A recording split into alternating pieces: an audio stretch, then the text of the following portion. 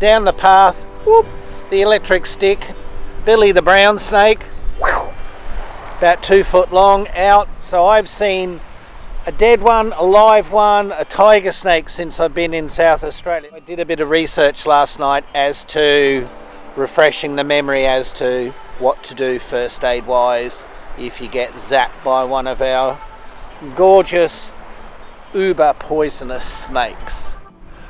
I'll probably have a look at my snake bite kit, which I recommend everyone carry if you're out and about doing whatever. Snakes, yeah, they'll ruin your day.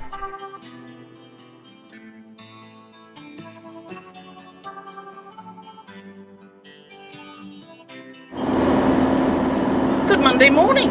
Good Monday morning. Get yourselves to work, start making some dollars, pay your taxes to help keep us doing what we're doing. Actually, we don't get anything from the government. We pay for all of it. Anyway, it's Monday morning. We were at the Caravan Park at North Shields, which is just outside of Port Lincoln by 15 minutes. Very lovely camp. Had everything very private, had everything that we needed there.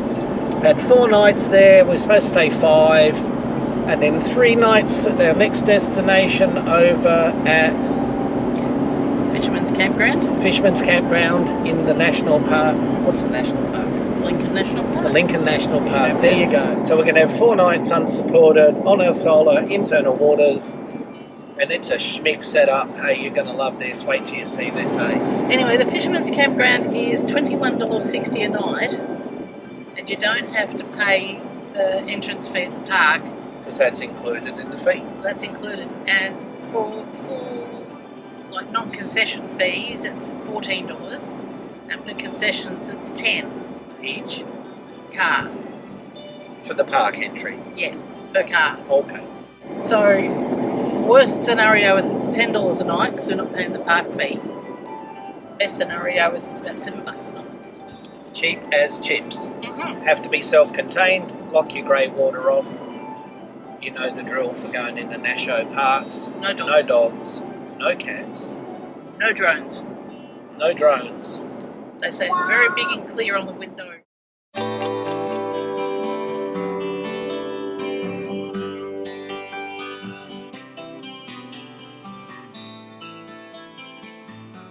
Site number 10, Lincoln National Park. We've just got it in, manoeuvred it a little bit, took about blah blah blah, 2 goes. Had to be perfect, didn't it? Well, you want it all set up if you're going to stay 4 nights. The flies are a little bit friendly, but they're not too bad. But for these views, I'll put up. So here's our campsite now. So Dmax set up. Amenity blocks behind you. Leanne's starting her tasks there. We head down to make it easier on the rig. Woo! Here we go. So that's the end of it. There's a fire ring here, but you're allowed fires, but not when there's a total fire ban, which there is now. So yeah, no fire, no biggie. This is the view. Port Lincoln across the way, just come around the bay onto the national park, so we're pretty stoked.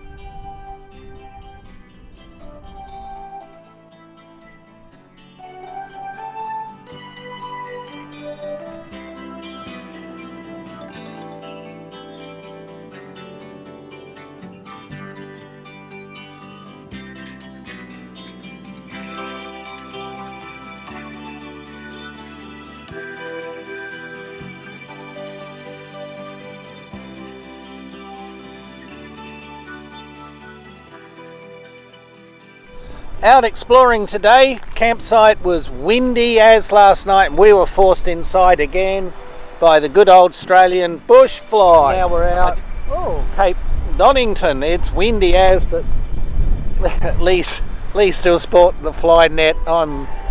Mine's under my hat here. Gorgeous place. absolutely gorgeous. We've got 3 more nights here. September Beach in Lincoln National Park. It's quite long. There's a campsite just up there. The lighthouse is just over my left hand shoulder. That's where that's Donington Lighthouse, Donington Island. It's a very sheltered beach. It's really lovely. Not sheltered enough to keep the flies off. No, these things do your head in. So it's very rocky up this end, but down there is just pure white beach sand. And we saw some footprints. I think there's some local campers having a bit of a walk. But there's hardly anyone here. I mean, it's a great kiddies beach. Now don't forget too, is that there's a couple of really long walks from September Beach across to the other beaches. There's like a 15k. Yeah, you can do some big time walking here.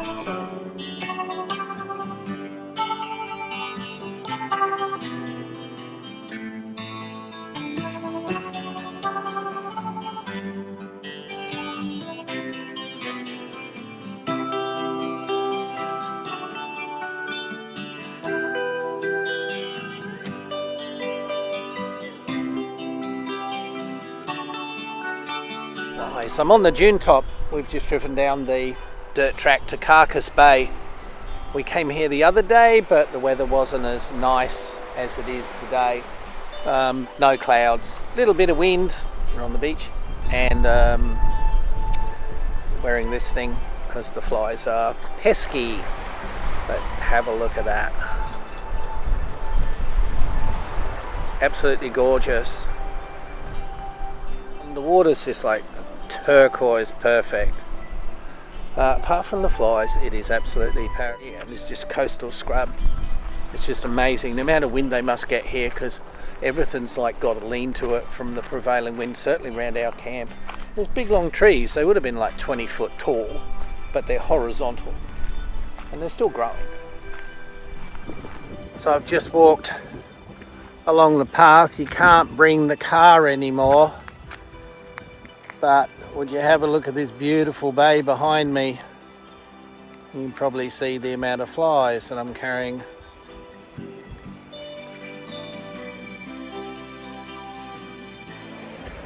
Well, I brought Leanne back to this beautiful vantage point today. The sun's out, flies are still with us, but it's just the best looking water here.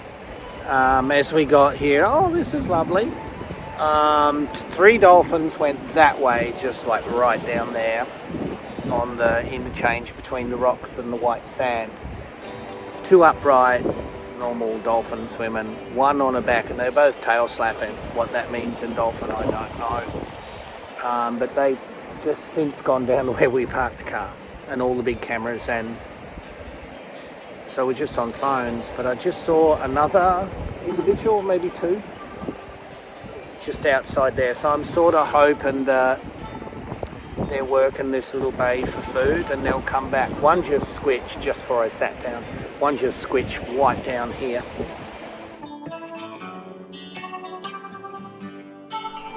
Fisherman's Bay, something like that, Fisherman's Campsite.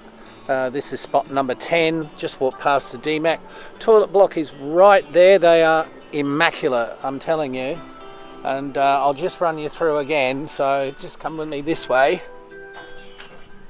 till I get back out in the sun. Back of the van is there.